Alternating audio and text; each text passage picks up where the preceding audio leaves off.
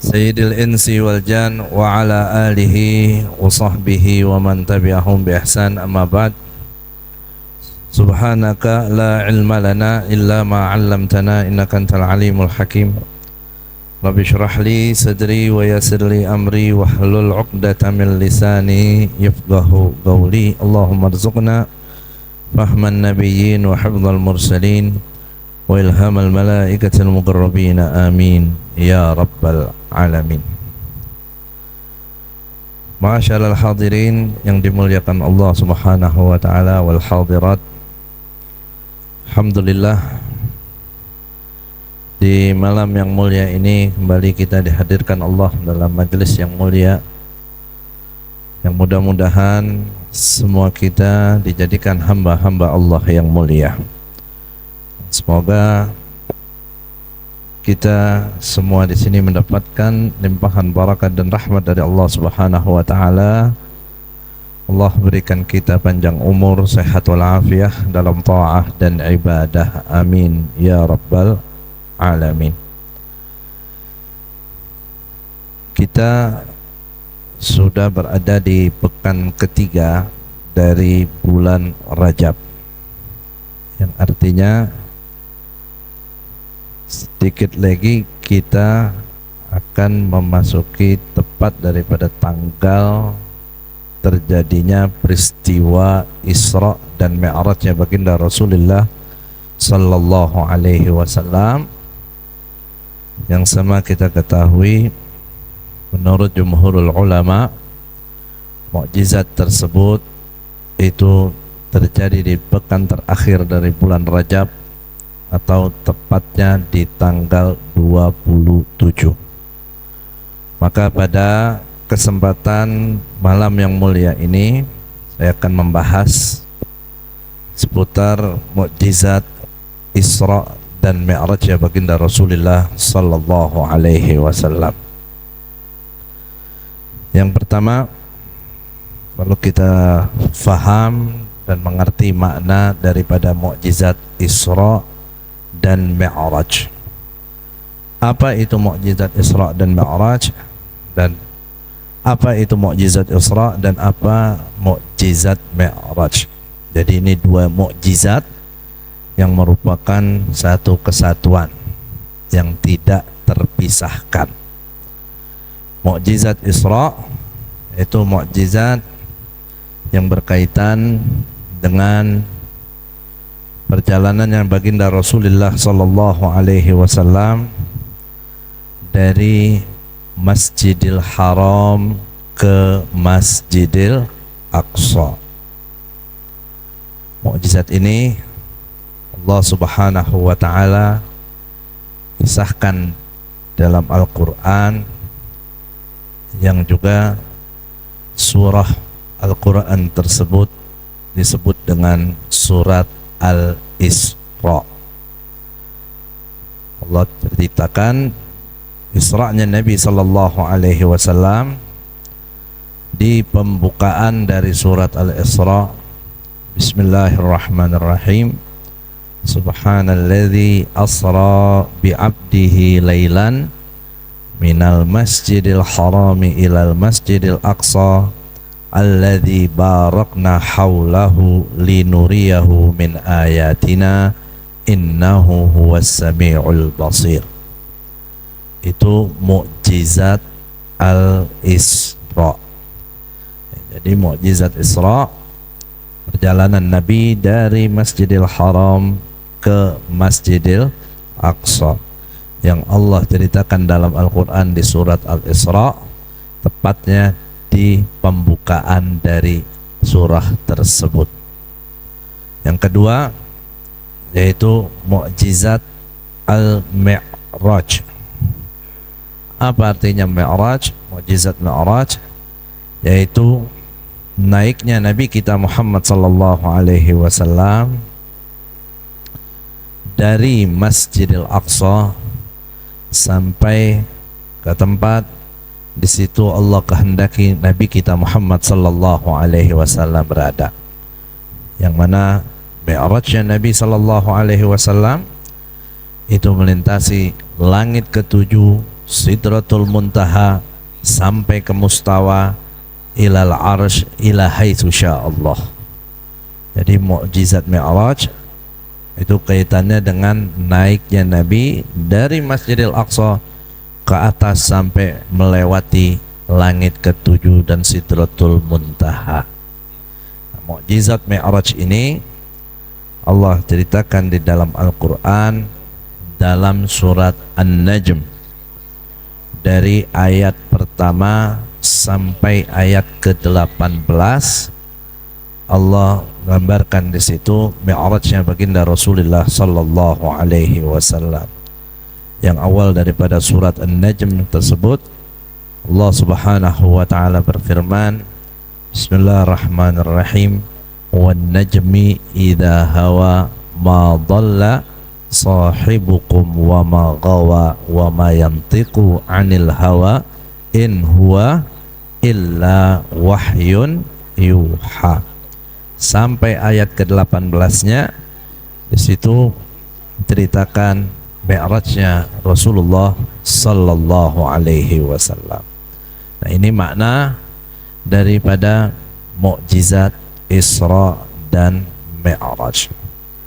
Ketika kita bicara Mi'raj, jelas di situ sisi mukjizat Nabi sallallahu alaihi wasallam. Kenapa? Karena yang namanya mukjizat adalah amrun khariqul adah.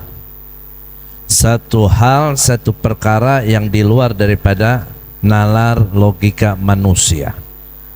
Hal yang mustahil yang bisa dilakukan oleh manusia, bahkan terpikirkan saja tidak. Suatu hal yang sangat luar biasa. Mi'raj jelas dari Masjidil Aqsa, Nabi kita Muhammad sallallahu alaihi wasallam naik ke atas sampai melewati langit ketujuh dan seterusnya. Secara logika nalar kita, ya itu hal yang gak mungkin, sulit terjadi. Namun jika kita kembalikan pada keimanan kita kepada Allah Subhanahu wa taala, innallaha ala kulli syai'in qadir. Ya, Allah Subhanahu wa taala Maha mampu, Maha kuasa. Itu segi mukjizat dari Mi'rajnya. Namun sisi mukjizat Isra ini apa? Perjalanan Nabi dari Masjidil Haram ke Masjidil Aqsa.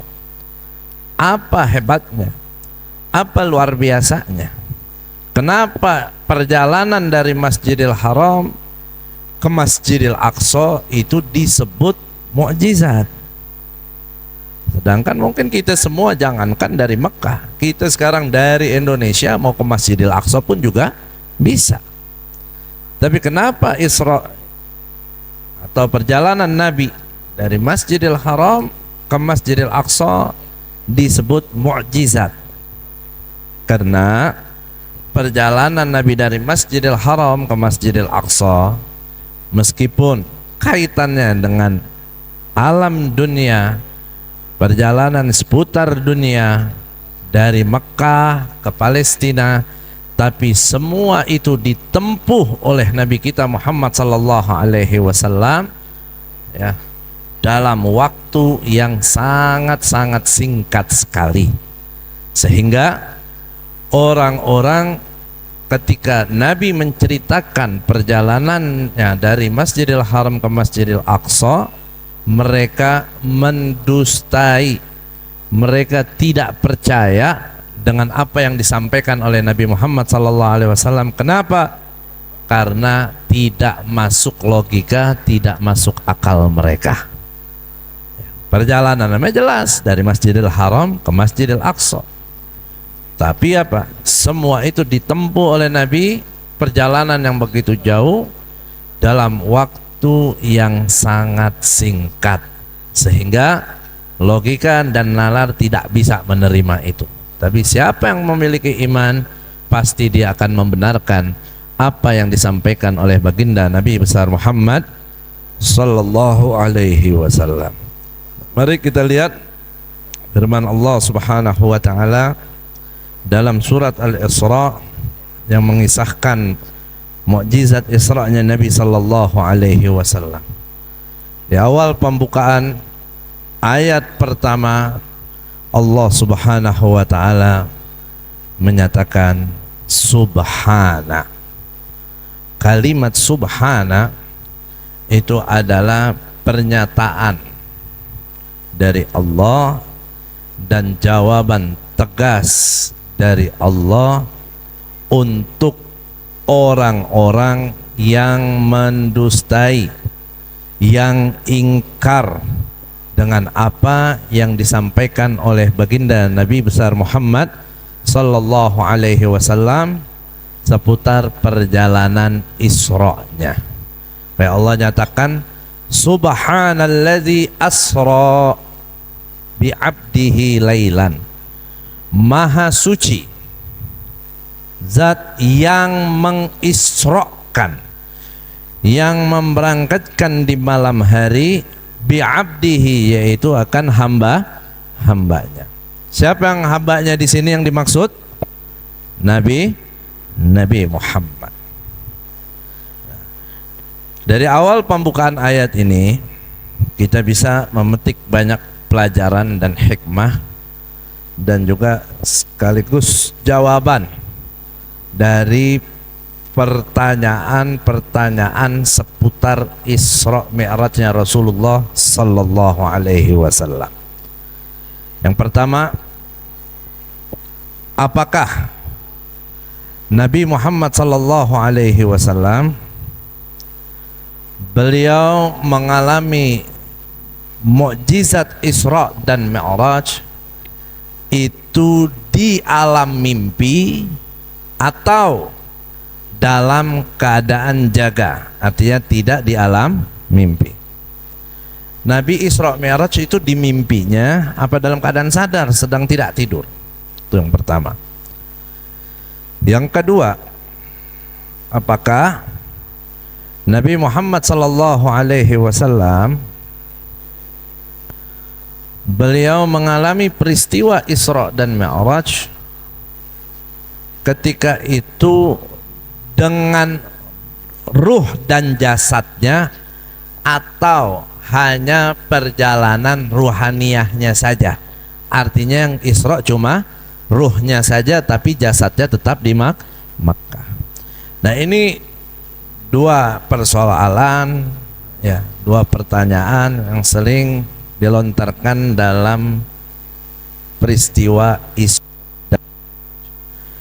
Nah, dua hal ini semuanya bisa terjawab wa ta'ala di awal daripada pembukaan Al-Isra tadi. Subhanalladzi asra bi'abdihi lailan, ya. Maha suci zat yang mengisrakan hambanya lailan, ya, di sebagian daripada malam hari. Ulama katakan ketika Allah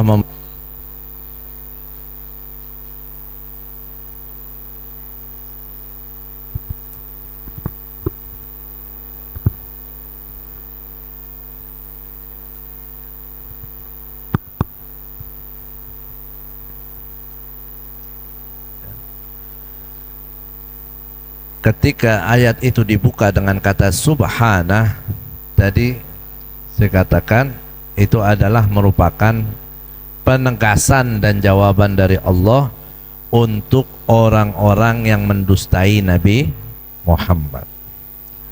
Ketika Nabi pulang dari Isra dan Mi'raj, di pagi harinya Rasul sallallahu alaihi wasallam menceritakan perjalanan Isra-nya di hadapan orang-orang Mekah.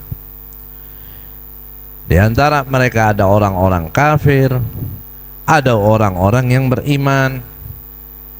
Yang beriman ada yang imannya kuat, ada juga yang imannya masih lemah. Nah, ketika Nabi ceritakan bahwa beliau baru pulang dari Masjidil Aqsa, yang beliau berangkat di malam hari dan pulang di malam yang sama,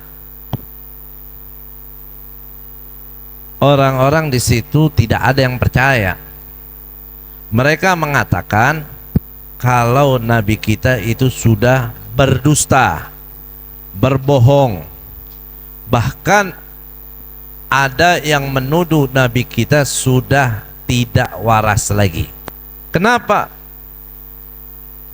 Karena di masa itu perjalanan dari Masjidil Haram ke Masjidil Aqsa itu membutuhkan waktu 30 sampai 40 hari perjalanan. Jadi pulang pergi itu minimal membutuhkan waktu 2 bulan. Karena jarak yang jauh dan terbatasnya ya transportasi. Nggak seperti di zaman kita sekarang. Ya ada pesawat, ada mobil, ada kereta, ada kapal laut dan seterusnya. Dan jalannya pun juga sudah ada rutenya. Ya masa itu nggak ada seperti apa yang di zaman kita sekarang.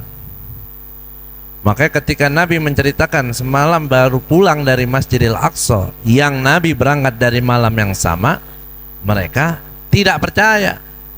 Mereka mendustai Nabi. Masa cepat singkatnya perjalanan inilah yang merupakan daripada mukjizatnya baginda Rasulullah sallallahu alaihi wasallam.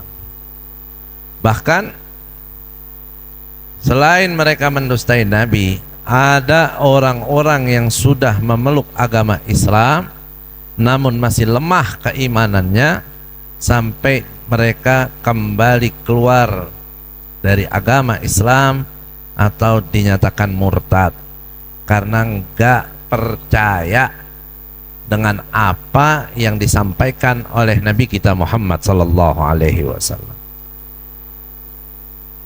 Namun di situ Allah ingin tunjukkan kepada kita semua umat Nabi Muhammad sallallahu alaihi wasallam tentang satu sosok dari sahabat Nabi yang memiliki kemantapan iman yang hebat, yang memiliki iman yang sangat kuat, yaitu Sayyidina Abu Bakar Siddiq radhiyallahu taala anhu.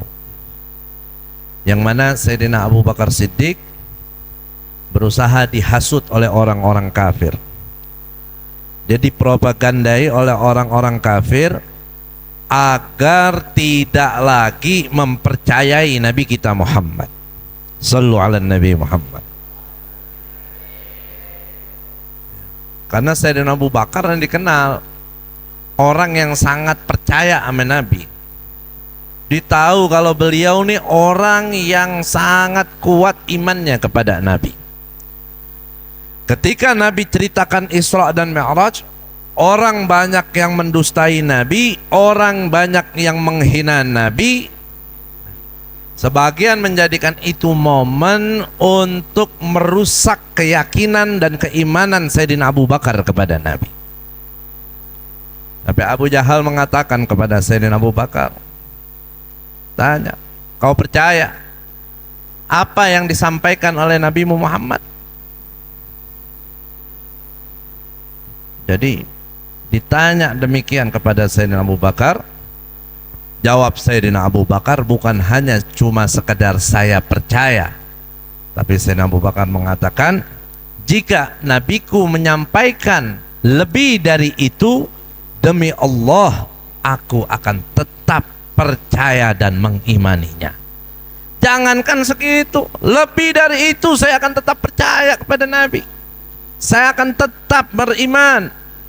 Maka Sayyidina Abu Bakar, beliau diberikan gelar As-Siddiq. Kenapa? Karena beliau selalu membenarkan apa yang dikatakan dan semua apa yang datang dari baginda Rasulullah sallallahu alaihi wasallam tanpa ada sedikit keraguan dalam dirinya. Beliau selalu jujur, beliau selalu benar dan mempercayai semua yang datang dari baginda Rasulullah sallallahu alaihi wasallam. Maka usaha orang-orang kafir untuk meruntuhkan keyakinan Sayyidina Abu Bakar gagal total.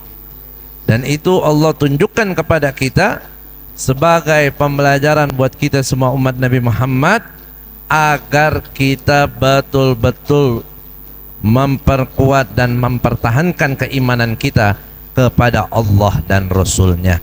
Jangan gampang ragu, jangan gampang luluh, jangan gampang iman kita terus melemah. Yang dikhawatirkan, na'udzubillah, akhirnya kita keluar daripada keimanan kita. Na'udzubillah min.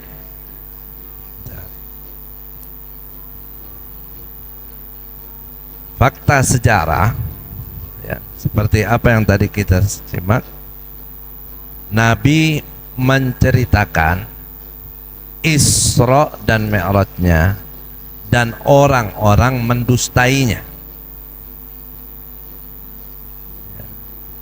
Itu menunjukkan bahwa Nabi Isra Mi'raj bukan hanya sekedar di alam mimpi saja.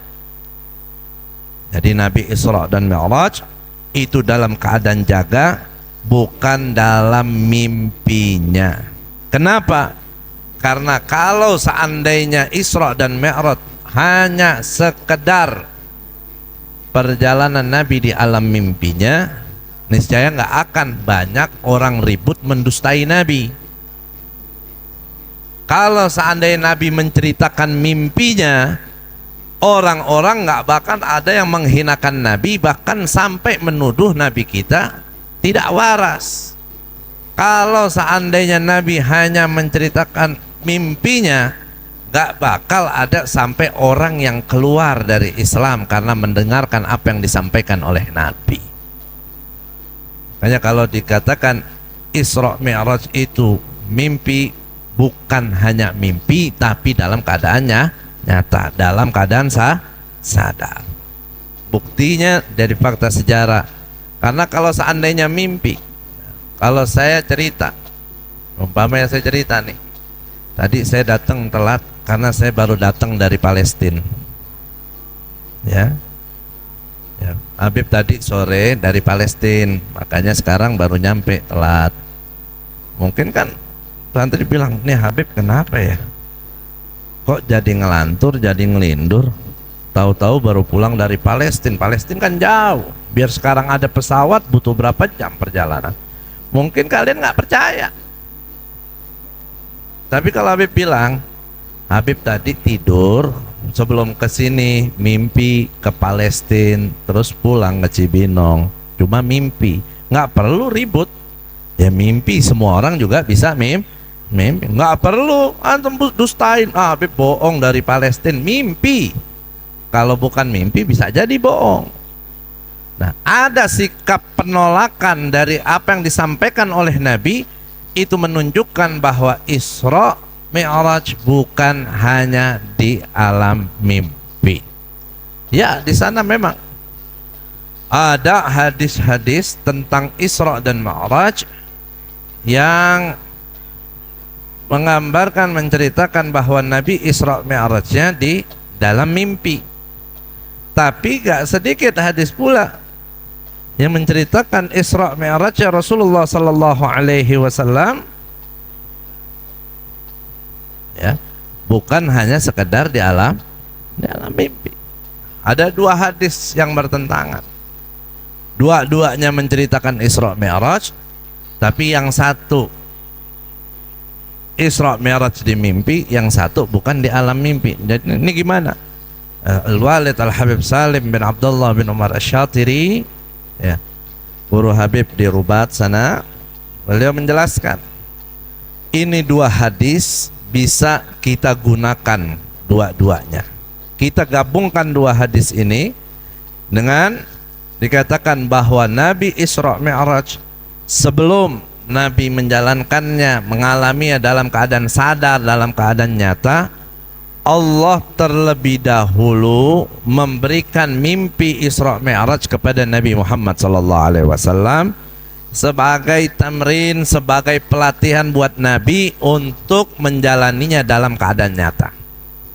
Karena semua mimpi Rasulullah SAW adalah ru'yah shadiqah. Nabi Rasul itu kalau mimpi, mimpinya benar. Apa yang dilihat di mimpi pasti jadi kenyataan. Seperti halnya pertama kali Nabi menerima wahyu. Sebelum Nabi menerima wahyu, ya Allah perlihatkan dulu kepada Nabi kita Muhammad sallallahu alaihi wasallam mimpi-mimpi yang kemudian apa yang dilihat di alam mimpinya itu jadi kenyataan. Karena perjalanan Isra dan Mi'raj ini bukan perjalanan yang biasa, tapi yang sangat luar biasa. Karena kaitan Isra dan Mi'raj, ya kalau kita mau teliti betul-betul, minimalnya itu berhubungan dengan 5 alam. Kaitannya dengan alam dunia, kaitan dengan alam akhirat, berkaitan dengan alamus samawat, ya, berkaitan juga dengan alamul fadha, berkaitan juga dengan alamul mithal. Ini 5 alam yang berhubungan dalam peristiwa Isra dan Mi'rajnya Rasulullah sallallahu alaihi wasallam. Makanya Allah perlihatkan dulu melalui mimpinya Nabi Muhammad sallallahu alaihi wasallam, yang kemudian setelah itu Nabi mengalami Isra Mi'raj dalam keadaan sadar, dalam keadaan nyata. Jadi Nabi Isra Mi'raj dalam mimpi atau dalam keadaan sadar? Jawabnya bukan hanya sekadar di mimpi, tapi dalam keadaan nyata dan dalam keadaan sadar. Mukjizat itu dialami oleh baginda Rasulullah sallallahu alaihi wasallam. Itu yang pertama jawabannya. Yang kedua, kalau seandainya itu tidak disebut di alam mimpi, ya dalam keadaan sadar, dalam keadaan nyata, yang Isra Mi'raj itu ruh dan jasadnya Nabi atau ruhnya saja? Bedanya apa? Kalau kita bilang ruhnya saja, berarti jasadnya Nabi ada di Makkah. Ya, lihat sini, kenapa ngeliat anak kecil? Jangan fudul. Ya, ya. Nggak apa-apa, nggak usah ngeliat. Sifat fudul tuh kayak nenek-nenek, ada apa aja pengen tahu. Ya, guru lagi ngomong, ada suara kresek dikit, nengok. Ada yang datang, nengok. Apa pentingnya? Ya, ya. Dengar, smart. Ya. Apakah Isra Mi'raj itu perjalanan ruhnya Nabi saja atau ruh dan jasad? Nah, kalau dibilang ruh dan jasad nih kayak kita nih sekarang. Kita nih kumpul nih ruh dengan jasad kita. Jasad kita ada, ruh kita ada. Cuma kalau dibilang ruhnya saja, ya, berarti yang Isra Mi'raj cuma ruhnya Nabi. Nabinya mah fisiknya, wujudnya, jasadnya ada di Masjidil Haram. Tapi kalau dibilang ruh dan jasadnya, ketika Nabi Isra dan Mi'raj, siapapun mencari Nabi nggak bakal ketemu, karena Nabi sedang Isra Mi'raj. Nah, ini pun juga dijawab atau terjawab dengan ayat tadi. Allah nyatakan subhanalladzi asra bi'abdihi. Ya. Ini kalimat bi'abdihi, maha suci zat yang mengisrakan hambanya. Ya. Kalimat hambanya di sini mengandung banyak arti dan hikmah di dalamnya. Di antaranya, ketika Allah menyebut kata hambanya dalam bahasa Arab, biasanya kalimat abdun itu dimutlakan untuk seseorang yang masih ada ruh dan jasadnya. Ya, kalau abdun berarti ada ruhnya, ada jasadnya. Contoh, ya Pak, umpamanya kalau kita Jumatan tuh, sebelum Jumatan dimulai, sebelum azan biasa kan ada pengumuman.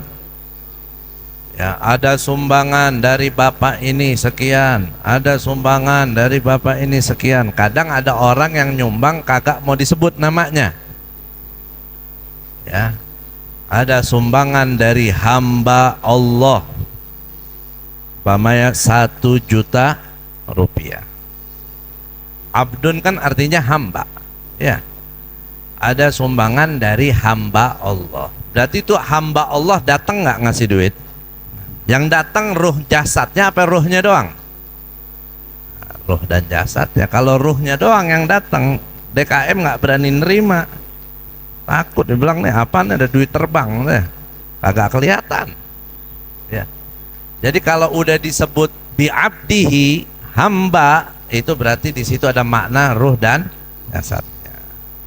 Jadi bukan hanya Nabi Isra itu cuma ruhnya saja, kecuali kalau ayatnya bunyinya subhanalladzi asra biruhihi, kan nggak begitu, tapi bi'abdihi.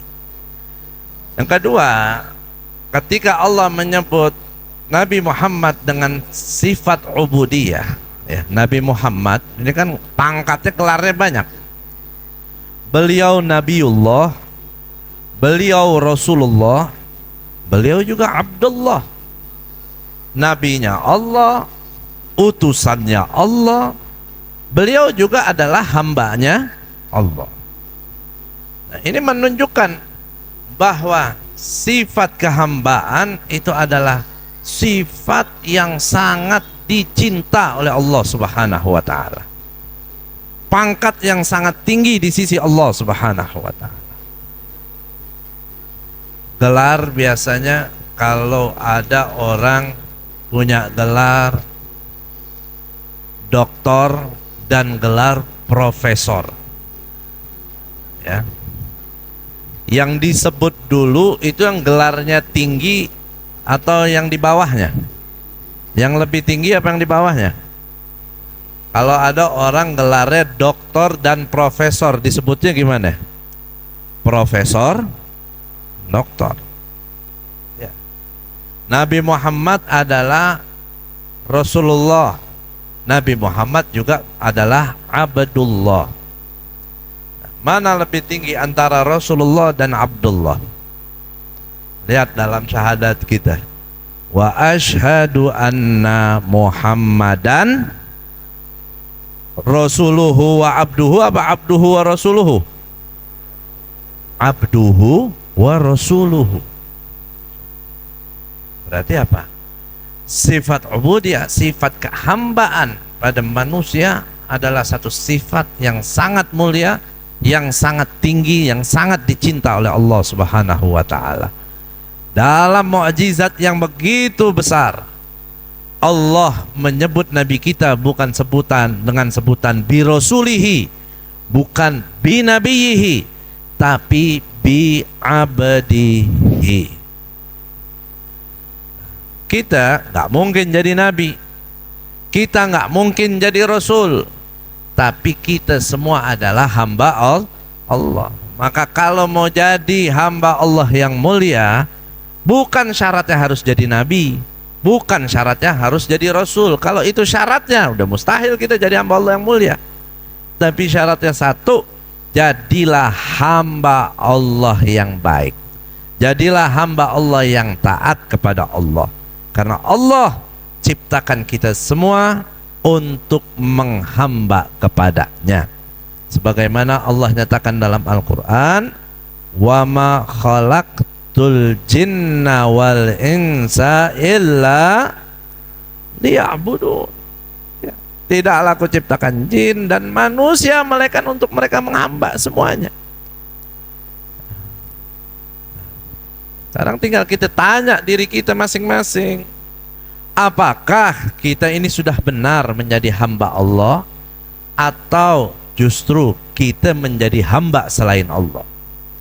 Kita ngakunya doang hamba Allah, tapi faktanya kita lebih banyak menghamba kepada nafsu kita. Faktanya kita lebih banyak menghamba kepada dunia, menghamba kepada makhluk.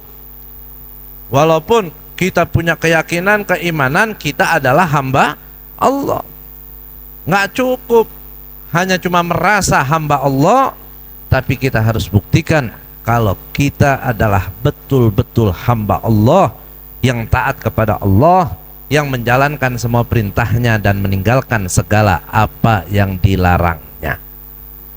Jadi dari awal, dari pembukaan surat Al-Isra aja udah banyak sekali yang bisa kita tangkap dari ilmu dan hikmah tentang perjalanan Isra Mi'raj Rasulullah sallallahu alaihi wasallam. Ya, jadi Hasilnya bahwa Nabi Isra Mi'raj bukan hanya sekedar dimimpi, tapi dalam keadaan nyata, dan Nabi Isra Mi'raj juga dengan ruh dan jasadnya. Ketika Allah nyatakan subhanalladzi asra, ya,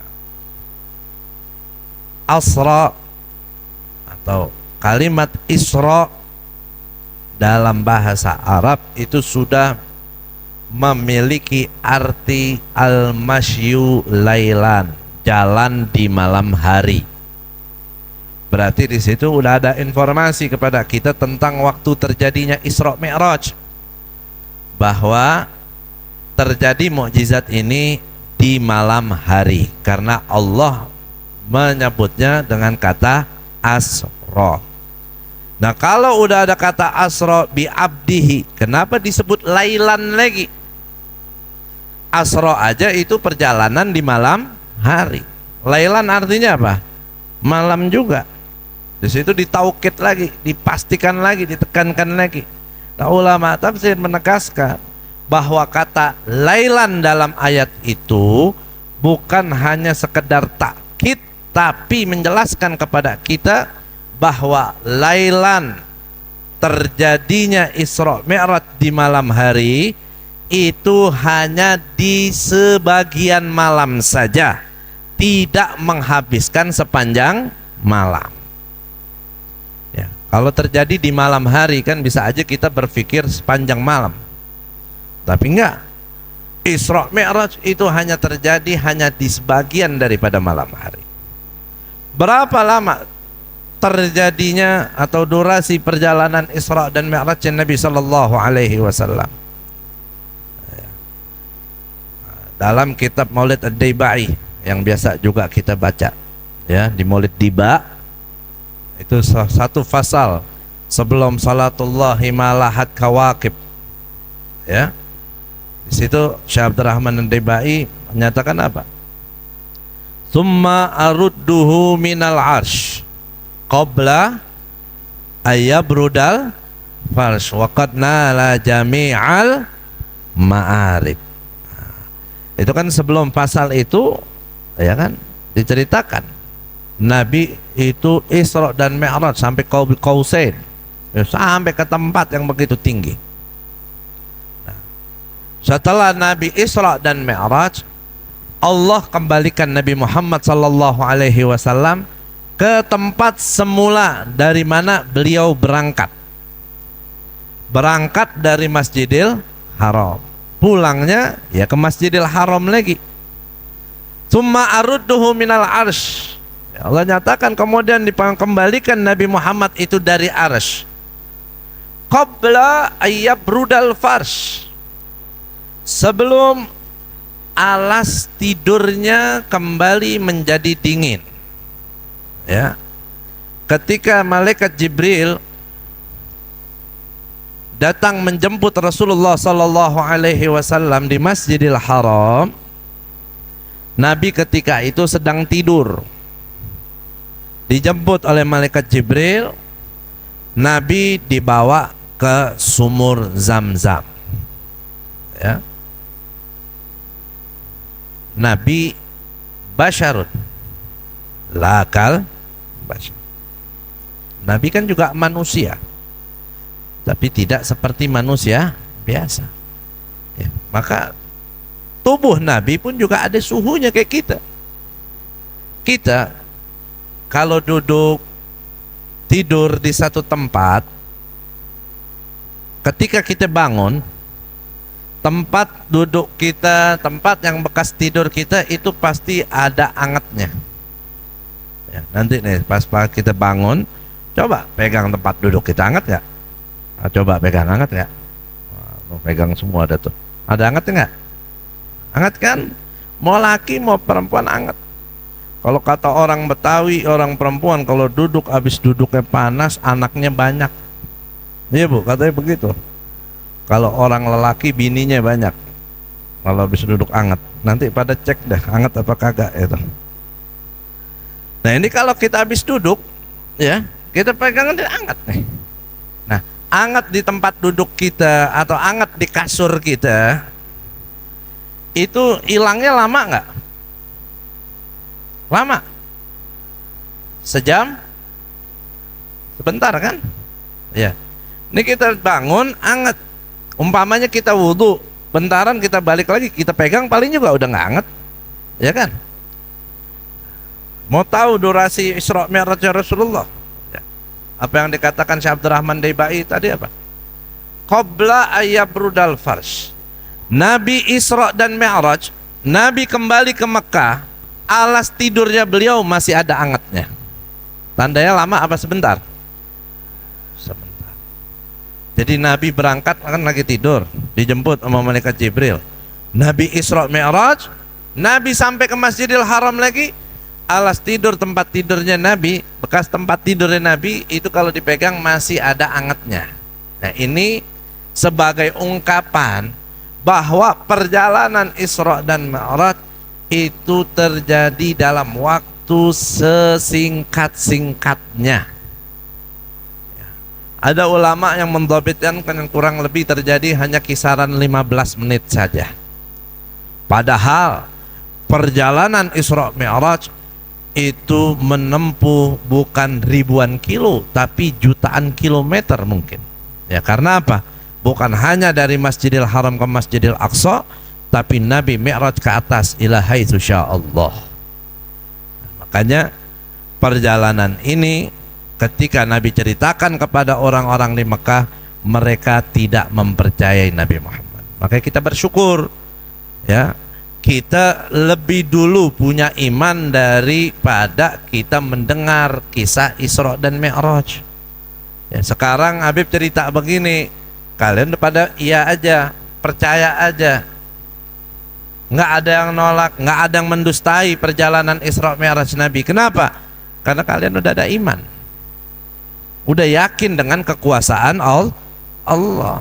Tapi kalau orang yang belum percaya, dia belum beriman, jangan kan Nabi yang cerita, Nabi sendiri yang mengalami, yang menceritakan, mereka tidak percaya.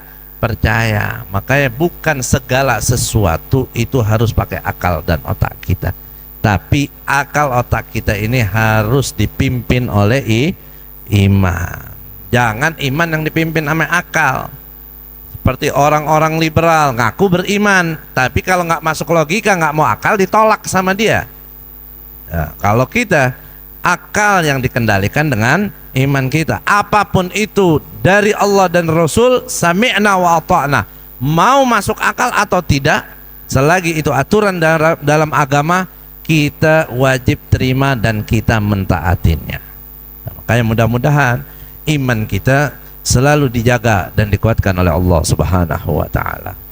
Nah, ini masih di awalan dalam peristiwa Isra dan Mi'raj, tapi ini sudah merupakan hal yang krusial yang harus kita paham arti dari Isra dan Mi'raj, dan hakikat Isra Mi'raj itu terjadi seperti apa, apakah dalam mimpi atau bukan, dengan ruh jasadnya atau dengan ruhnya saja, sudah terjawab semua. Bahkan durasi perjalanan Isra dan Mi'raj tadi udah kita pahami, yang intinya sangat singkat sekali.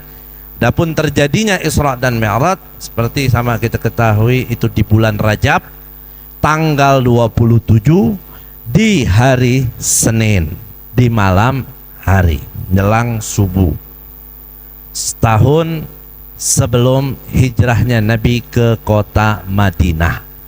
Ini pendapat jumhurul ulama.